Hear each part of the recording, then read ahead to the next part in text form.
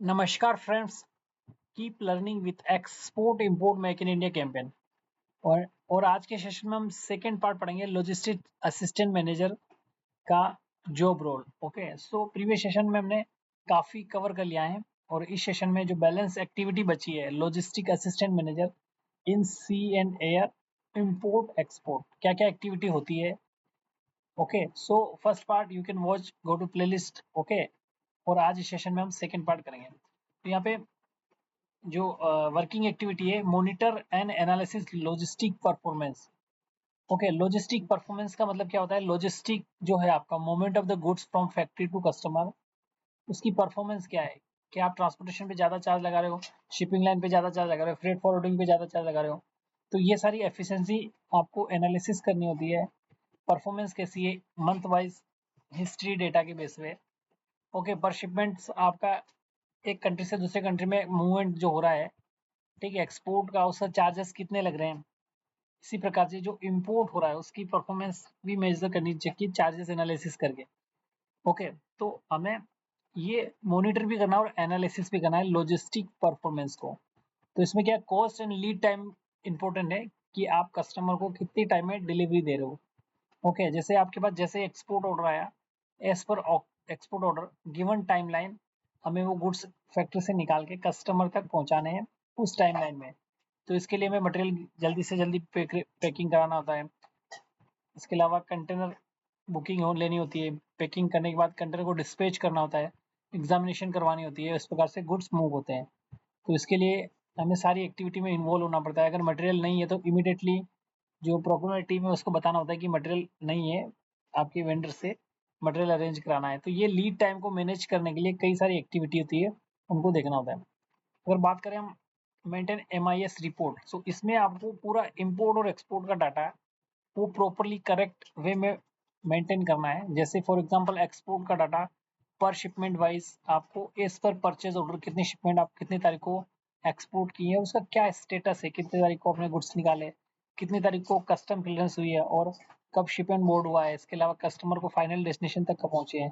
इसके अलावा पेमेंट्स का क्या टर्म्स है, उसके अकॉर्डिंग पेमेंट टाइमली आ रही है कि नहीं आ रही है, सारी मेंटेन करना है। इसी प्रकार से इंपोर्ट की शिपमेंट का भी करना है। जैसे ही आपने परचेज ऑर्डर प्रिपेयर किया, वहाँ से कितनी तारीख को गुड्स सप्लायर ने डिस्पैच किए, इंडिया के पोर्ट पर कितनी तारीख को आए और कस्टम क्लियरेंस कब हुई, इसके अलावा फाइनल डेस्टिनेशन पे कब पहुंचे। तो ये सारा MIS मेंटेन करना होता है। Ensure awareness of health safety and security, HSSE environment. Okay, so यहाँ पे जो भी फैक्ट्री के रूल्स एंड रेगुलेशंस है उसको फॉलो करना है। Health safety security and environment in factory working like है, जो भी ड्रेस कोड होता है शॉप फ्लोर पे जहाँ पे मैन्युफैक्चरिंग या आपकी लाइन लाइन चल रही है, जब प्रोडक्शन हो रहा है, वहाँ पे हमें पूरा सेफ्टी का ध्यान रखना है। ठीक है, as per company policy. So these are depend on the company to company. Then drive continue improve the logistic operation to enhance efficiency.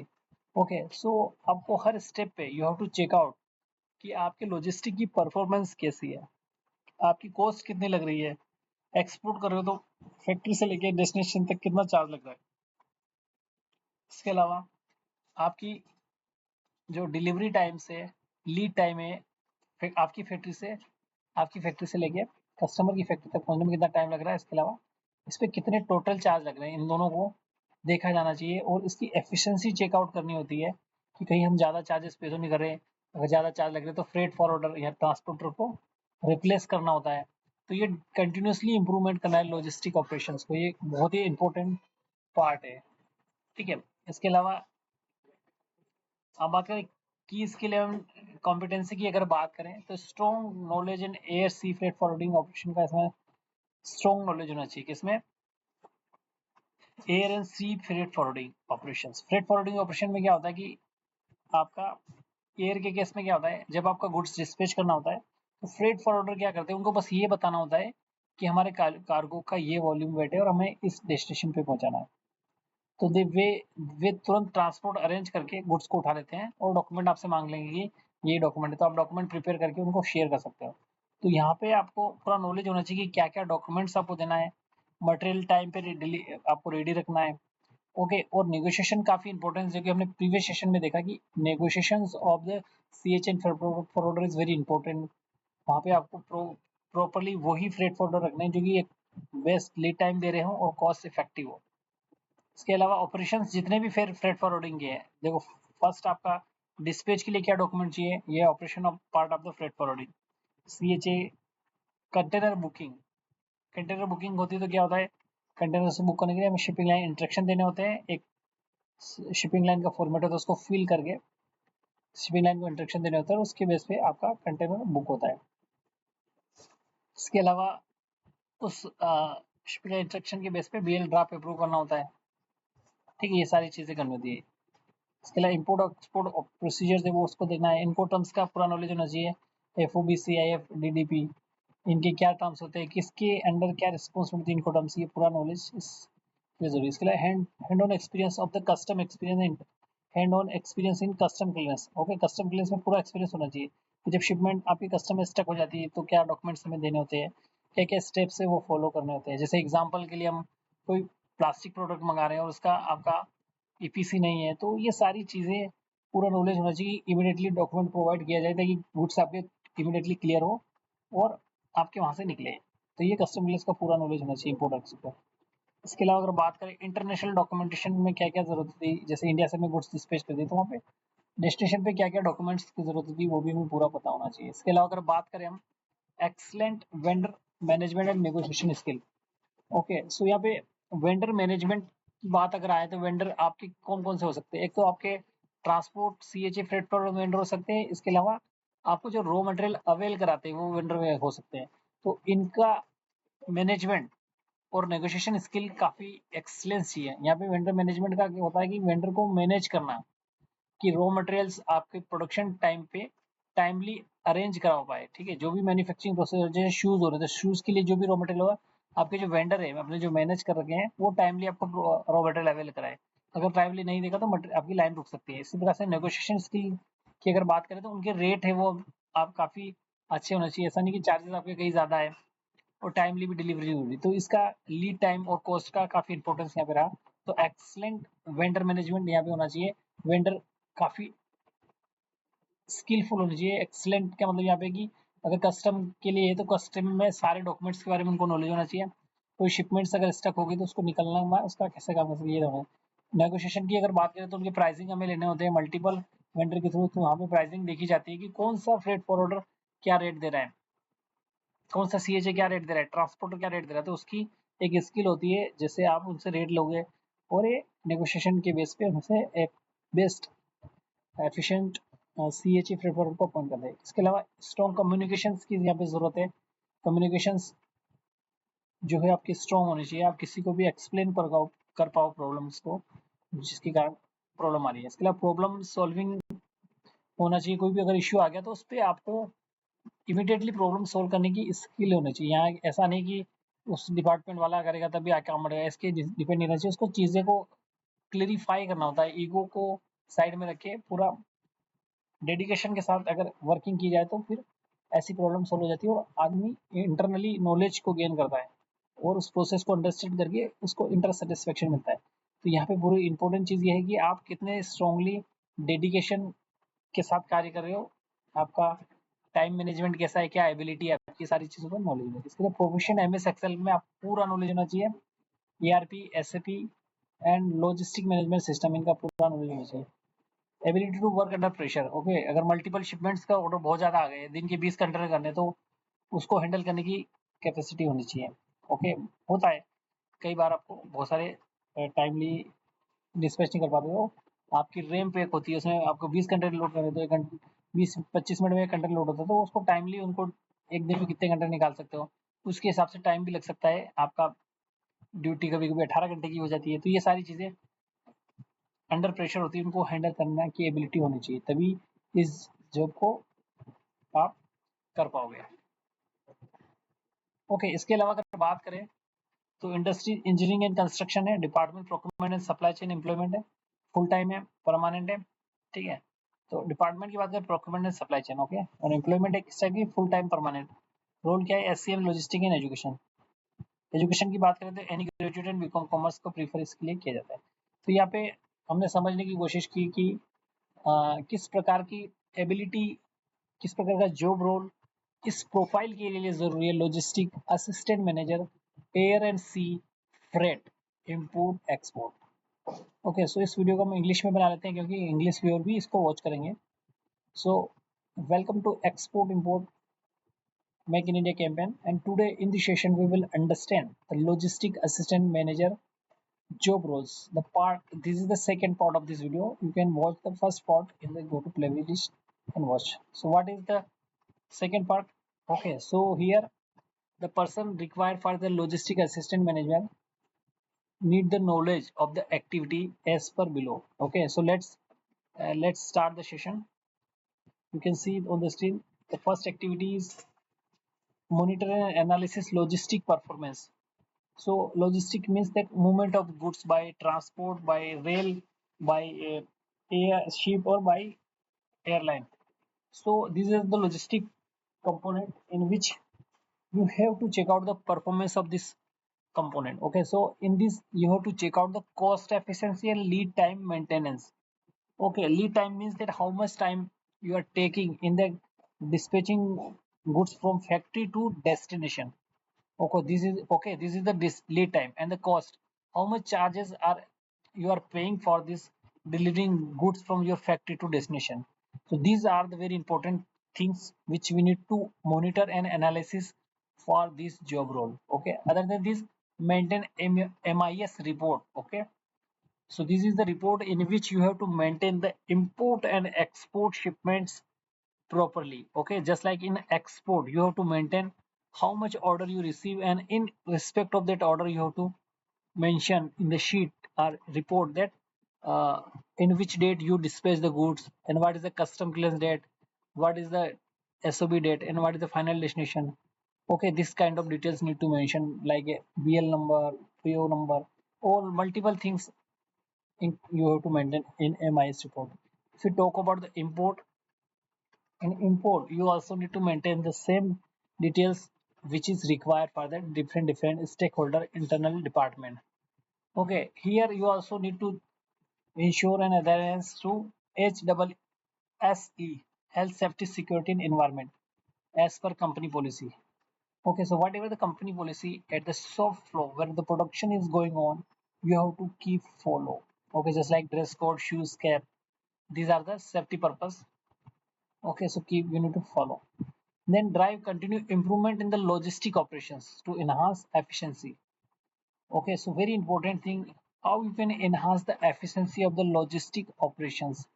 You have to continue improve these activities. Okay, what are things need to be clear, like how much cost you can save in the exporting or importing by using different freight forwarders, CHAs, and shipping lines. Okay, so these are the cost saving purpose and time lead time. Okay, which shipping line is giving in short time delivery to the destination. So these are the lead time management. So you need to continuously improve this activity in logistic operation to improve efficiency. If you talk about the key skill and competency, so here the strong knowledge of air, sea, freight forwarding operations in import export procedures required. Okay, so strong knowledge. Okay, in freight forwarding operations. Freight forwarding operation. What is a freight forwarding? Freight forwarding means that movement of goods from port to port. Okay, and before that activity depend on the CHA and CHA. Okay, just like you are exporting goods your factory to seaport, so these activities handled by the CHA. Okay, like a transporting arrangement, custom clearance, and other activity. But from port to port is freight forwarding, means your goods will forward from one port to another. So what activities involved in this freight forwarding? Like booking containers, booking airlines, given ETA, ETD, lead time maintenance. Okay, freight negotiations with different shipping line, freight negotiation with the different shipping line, airline, and freight negotiation with the different freight forwarders. Okay, so these are the activity involved in this in freight forwarding operations. Okay, then Incoterms. So you have a you need a good strong knowledge in the Incoterms. like FOB, CIF, DDP. Okay, you can watch the Incoterm C video in the playlist. Okay, then you also have a hand-on experience in the custom clearance and international documentation. Okay, so custom clearance is not done in one country, but the two countries. Okay, when you export the goods, first custom clearance examination process done in the your country, then next is the destination country. So you have a good knowledge in the both country. It's called document international documentation. What documents required at the destination custom clearance, which is called international documentation. Okay, so as per requirement of the customer, you need to arrange the document. Okay, so the person who are going to apply for the job have a good knowledge in this custom clearance and international documentation. If we talk about the excellence vendor management and negotiation skill, so you know the vendor is there are two type of vendors. First is that for the raw material arrangement vendors, they provide the raw material, packing materials for the manufacturing process, and another vendor which are the CHA freight forwarders and shipping line and airline. These are also the vendor. Okay, so you have to manage these vendors. Okay, manage these vendor means you need to appoint these best vendors for the this operation activities, and you have a good negotiation skill with this vendor management, because that you have to fix the price with these vendors with different services, like providing the packing materials, raw materials, and service of the transportation, freight forwarding, and other activities. So negotiation skill is very important. You have to have a good knowledge of negotiations. Okay, so that you can provide a a good knowledge and a good cost saving in these activities. Now, strong communications. Okay, so you need a good strong communications for this logistic assistant management, because you have to communicate with the buyer, customer, and the seller. Okay, so buyer is the person who are buying your goods from you. So we can say importer. Okay, so you have to talk with them if any error found in the documentation and other activities. So you have a good communication required for that. Then problem solving. Okay, so you have to solve the problem regarding this dispatch goods and other thing. Whatever problem you are facing in the custom clearance and other thing, you have to solve the problem. Okay, so good communication required for that, and problem solving person required. Time management ability. Okay, you know that there are multiple activity going on the factory and going on in the offices, so they need to manage the time as per priority base. Which task is important? You have to handle first that one. Then proficient in the MS Excel, ERP, and SAP. Okay, these are the software in which you have to work. So these are they require for the proficient person for this software. Logistic management system. These are the software. Okay, and also person need the ability to work under pressures. Okay, like you have to dispatch the 20 container in the day, so you have to prepare multiple documentation. You also need to coordinate with the packing teams, logistic team, and you also need to be loading teams. Okay, so these are the ability in that process. You have to manage the time and do the activity. So at some time it will take the 12-day duties. Okay, due to the high pressure. So you have to good knowledge. You have to ability for that under pressure within the time and tight timeline preference. Okay, so in these industries, if we talk about the logistic assessment you provide for the industries, is engineering and constructions. Okay, and what is department? The procurement and supply chain. Other than this, employment type full time and permanent, and role categories supply chain management and logistic. Okay, education, if you talk that graduate and become commerce can be preferred for this job. So guys, in this session we have tried to understand the second part of the job role of the logistic assistant manager in the air and sea freight. Okay, so this is work activity involving the import and export. So guys, we are just going to end the session. Thanks for watching the session. Have a nice day.